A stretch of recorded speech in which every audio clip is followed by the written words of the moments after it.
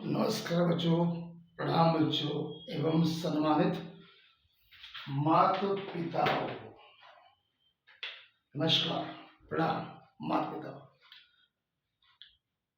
आज हम माता पिता एवं सभी बच्चे जो छात्र और छात्रा हैं, 10वीं में है या 12वीं में है या कॉलेज में, उनसे आज हम पढ़ाई की बात नहीं करना चाहते। आज हम जो बात करेंगे, कोई भी छात्र हो, शायद चाहे वो गांव का हो या शहर का हो, उसका जीवन कैसे बदलता है, कैसे जिंदगी हम बदल सकते हैं, उसका मैं छोटी सी बात आपको रखना चाहूंगा। तो जिंदगी बदलना किसके हाथ में? क्या माता पिता के हाथ में या बच्चों के हाथ में? तो डॉक्टर एपीजे अब्दुल कलाम कहते थे सपने जो किताबों से भी बड़े हैं, सपने जो किताबों से भी बड़े हैं। सपनों की ताकत, जो भी इंसान सपना देखता है, खुली आंखों से देखा हुआ सपना हमेशा सच होता है। लेकिन आजकल मैं देखता हूं ज्यादातर बच्चे, मैं पिछले 25 साल से पढ़ा रहा हूँ, टीचर हूँ, गुरु हूँ, मेंटर हूँ, साथ साथ अब डॉक्टर भी मैं 20 साल से करता हूँ। तो बच्चे क्या कहते हैं? 80% बच्चे, सर हमारा गांव है, हम गांव के रहने वाले हैं, सर हमारे पास कोचिंग नहीं है, सर हमारे पास पैसा नहीं है कि कोचिंग की फीस भर सके, और सर बड़ी बात इंग्लिश हमें आती नहीं। और ज्यादातर डर किसका है? इंग्लिश का। क्योंकि दुनिया इंग्लिश, आपको मातृभाषा आनी चाहिए, राष्ट्रभाषा आनी चाहिए और इंटरनेशनल लैंग्वेज आनी चाहिए। तो बच्चे डरते हैं इंग्लिश। लेकिन मैं बच्चों आपसे पूछता हूं, आप गांव के हो, कोचिंग नहीं, पैसा नहीं, इंग्लिश नहीं, तो ऐसा कभी आपने सोचा जो गांव का हो, पैसा भी ना हो, कोचिंग भी ना हो और इंग्लिश भी नहीं आती हो, जिसके पास बुनियादी सुविधा थी ही नहीं, फिर भी एक गांव का बच्चा, एक गांव का बच्चा दुनिया का महान साइंटिस्ट बना, प्रेसिडेंट ऑफ इंडिया बना, जिसको हम मिसाल में डॉक्टर एपीजे अब्दुल कलाम के नाम से जानते हैं। तो बच्चों, क्या शहर वालों के पास दिमाग होता है? शहर वालों के पास बुद्धि होती है? क्या गांव वालों के पास बुद्धि कम होती है या भगवान ने कम दी?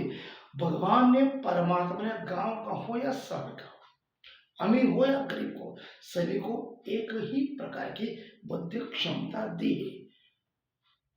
केवल कमी है हमारे सोच की।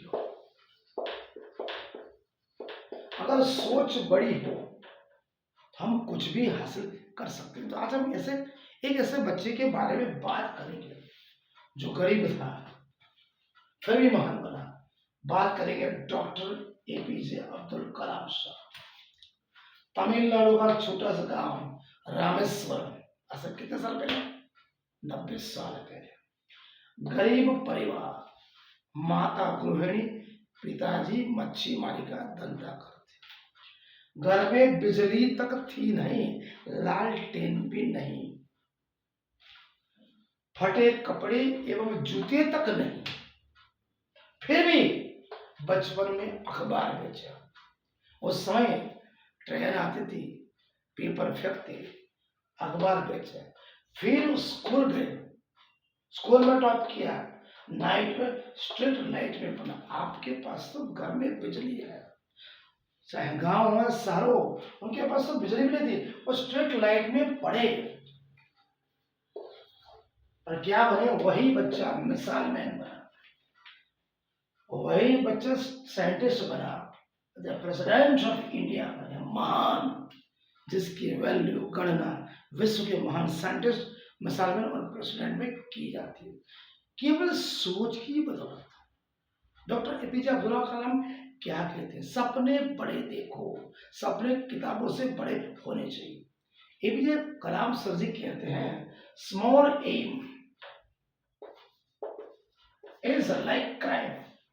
छोटा सपना देखना एक मानव तन के लिए, मनुष्य के लिए एक गुनाह है, उसके पैदा होने का। आप क्यों पैदा हुए? दुनिया में कुछ कर गुजरने के लिए ऐसे कुत्ते बिल्ली पैदा होते हैं, आप मर जाओगे, फिर आप में और कुत्ते बिल्ली में क्या फर्क? असली दुश्मन कौन है? असली दुश्मन गरीबी नहीं है, बुनियादी सुविधा नहीं है। असली दुश्मन क्या है? ज्यादातर बच्चे बताते हैं, अपने गरीबी को कोसते हैं, कोचिंग नहीं मिला, पैसा नहीं मिला, फैसिलिटी नहीं मिली। असली दुश्मन है आपकी सोच। सोच अगर बड़ी है तो आप दुनिया में कुछ भी कर सकते हो, ऐसा मैं मानता हूं। तो बच्चे, सपने देखना कोई अपराध नहीं, सपने आपको देखना। जितने बड़े सपने हो गए, समझ लो उससे 10 गुना आपको मेहनत करनी पड़ेगी।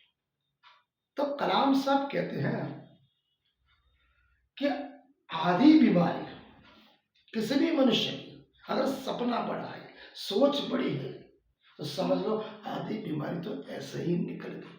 क्योंकि उसको दिन में भी, रात में अगर सोएगा तो भी नींद नहीं आएगी, तो सपना उसको सोने नहीं देगा, और वही सपना उससे इतनी हार्डवर्क करेगा, ना वो कभी गरीबी दिखा, न पैसे की तंगी दिखेगा, न अपनी बुनियादी सुबह देगा, वो बहाना नहीं बनाएगा। तो असली दुश्मन कौन है? आप सब भी जानते हैं, माता पिता भी जानते हैं। तो एक बात बहुत बड़ी है बच्चा, अगर आपकी सोच बड़ी है, आप पॉजिटिव थिंकिंग करते हो, तो 90% नॉलेज तो अपने आप ही आ जाएगा। अगर कॉन्फिडेंस नहीं है, सोच बड़ी नहीं है, तो 100% नॉलेज भी चला जाएगा। इसलिए बोलते हैं असली दुश्मन कौन है, मैं आपको बताऊं। असली दुश्मन आज के हिंदुस्तान का नहीं, समग्र दुनिया का मोबाइल का एडिक्शन है। दिन में 3 से 4 घंटा मोबाइल चलाना, स्क्रॉलिंग ऊपर से नीचे, ऊपर से व्हाट्सएप, ट्विटर, फेसबुक और इंस्टाग्राम, जिसमें माता पिता भी शामिल है। गलती किसी की नहीं। दूसरा है रात भर जागना। जब सपना ही नहीं है, सोच ही नहीं है, तो बिना काम धंधा क्या करेगा? रात भर जाएगा। सोशल मीडिया आपको कुछ करने देना चाहता नहीं, वो आपके दिमाग के साथ खेलता है। और कंपैरिजन, आजकल के पेरेंट्स अपने बच्चों के कंपैरिजन दूसरों के बच्चे से करते हैं। ये नहीं सोचते कि शर्मा जी का बेटा 80% क्यों लाया, किस लिए लाया, इसकी मेहनत के पीछे कारण क्या है, वो ढूंढने नहीं चले, अपने बच्चे को डांटेंगे, तुलना करेंगे। तो जैसे जैसे बच्चा संभल रहा होगा, वो डिप्रेशन में चला है। इसलिए पेरेंट्स से हिदायत है, प्रणाम है, नमस्कार है, अपने बच्चों को कंपैरिजन करना बंद करो, डांटना बंद करो। तो असली दुश्मन कौन है? मोबाइल, सोशल मीडिया, कंपैरिजन और नेगेटिव सोच। मुझसे नहीं होगा, मैं नहीं कर सकता, मुझे याद नहीं रहता, मेरे दिमाग में नहीं आता। तुम गधे हो। गधे को एक बार समझाओ, फिर भी उसको आरे लगानी पड़ती। आप तो इंसान, परमात्मा ने इतनी बुद्धि दी, केवल 3% ब्रेन का यूज करके अल्बर्ट आइंस्टाइन बन सकते हो। तो आप तो दिमाग चला ही ना, दिमाग चलता है मोबाइल में, ट्विटर में, फेसबुक में। एग्जाम सर पे खड़ी है, मोबाइल छोड़ नहीं जाते, कहां से रिजल्ट आएगा? इसलिए कहते हैं कि 3 चीजें, आपको 5 रूल्स बताऊंगा। If you follow this rule, अगर आपने फॉलो कर लिया, जो एग्जाम टाइम, एग्जाम पूरी होने के बाद भी अगर इसे फॉलो करना है तो पूरी जिंदगी करना है। Discipline everyday, get up early in the morning. आपका डिसिप्लिन होना चाहिए। सुबह उठ जाना, मतलब चाहे कितना भी थकावट हो, सुबह उठ जाओ। नंबर 2, मोबाइल का कंट्रोल करना। 24 घंटे में अगर देखना है तो आधा घंटा सुबह, आधा घंटा शाम। अगर सोच बड़ी, सपना बड़ा है तो, और दूसरे से आगे निकलना है तो, अदरवाइज कुछ नहीं। Number 3, written practice. एग्जाम हो या ना हो, जो कुछ भी पढ़ो उसे लिखा करो। लिखने से क्या होगा?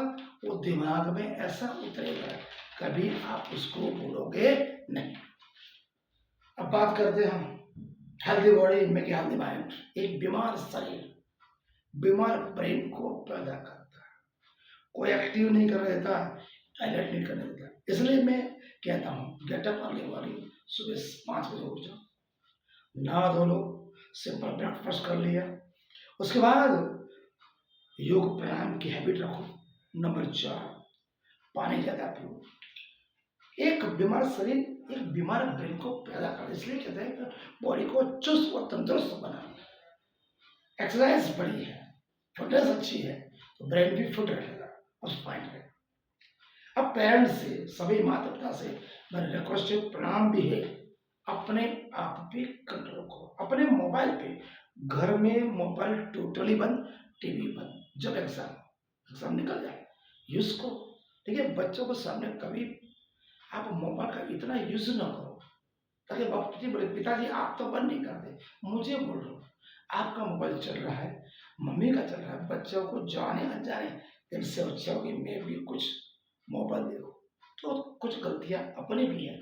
एग्जाम टाइम पे बच्चों को डांट मत मत करो, तुलना बंद करें, कंपेरिजन बंद करें, केवल उससे प्यार से और उसके ऊपर ट्रस्ट करो कि बेटा मुझे आप पे ट्रस्ट है, आज जो कुछ भी आप करोगे जिंदगी में बहुत आगे बढ़ोगे, हम तेरे साथ हैं, चाहे परिस्थिति सही हो या न हो। इसलिए मैं पेरेंट्स को कहता हूँ आपको शर्म करनी चाहिए। शर्म आपको बेटा असला है न पहला है। आप हर माँ बाप को अपने बच्चे की कैपेसिटी पता होती है, उस कैपेसिटी को अगर आगे बढ़ाना है तो अपने बच्चों में प्यार विश्वास आपको देना पड़ेगा। बच्चा दुनिया में माता पिता को देख के आगे बढ़ता है, उनको फॉलो करता है। तो आपको अगर अपने से ज्यादा आगे बढ़ाना है तो अपने की कुछ सेक्रीफाइस करनी पड़ेगी। उसमें मोबाइल भी आ गया, सुबह डिसिप्लिन भी आ गई, खान पीना भी सही आ गया, बोलने की चाल ढाल भी आ गई। अगर व्यसन करते हो, बीड़ी गुटखा सिगरेट तंबाकू दारू, अगर बच्चे वो न करे तो आपको भी बंद करना पड़ेगा। ये नहीं हो कि मेरी हैबिट है मैं नहीं छूट सकता, हर चीज छूट सकती है। बच्चों के फ्यूचर से बड़ा कोई नहीं, बच्चों के फ्यूचर से बड़ा कोई नहीं। इसलिए बच्चे चाहे वो गांव के या शहर के, क्यों मैं सही बोलता हूँ कृपा, आप भी डॉक्टर बन सकते हो, गौतम तुम आईएएस बन सकते हो, विशाल तुम इंजीनियर बन सकते हो, वंशु तुम साइंटिस्ट बनो। आज मैं कहता हूँ तुम बनो आईएएस, आप भी बनो डॉक्टर, आप भी साइंटिस्ट। मैं मोटिवेशन स्पीच नहीं दे रहा हूँ, 25 साल से कोचिंग कर रहा हूँ, हर बच्चों की मानसिक परिस्थिति मुझे पता है। इसलिए मेरी गुजारिश है बच्चों को प्यार करो, डांटो मत, उनको कॉन्फिडेंस ऐसा दो कि दुनिया की कोई इतनी भी परिस्थितियां हो वो डट के खड़ा है और आपका नाम रोशन करे। इसलिए बच्चों, राष्ट्र में जय हिंद, प्रणाम। उससे पहले आपको सबको मेरे साथ खड़े होकर क्या बोलना है, मेरे साथ बोलिए। मैं गांव का हूं फिर भी मैं शक्तिशाली हूं, मैं दिल से गरीब परिवार का हूं लेकिन बहुत बड़ा बन के दिखाऊंगा। मैं अपने माता पिता का नाम रोशन करूंगा, मैं अपने राष्ट्र के लिए काम करूंगा। मैं गरीब नहीं सत्यवान हूं, मैं जिंदगी में ऐसा कुछ कर गुजारूंगा मेरे माता पिता को, मेरे टीचर को और मेरे गुरु को और मेरे राष्ट्र भारत राष्ट्र को मुझ पर गर्व होगा। ऐसा मैं काम करना चाहता हूँ। हर टीचर को, गुरु को, मेंटर को ये करना, राष्ट्र के प्रति प्रेम बच्चों में टीचर गुरु को जगाना पड़ेगा। जय हिंद, नमस्कार, प्रणाम।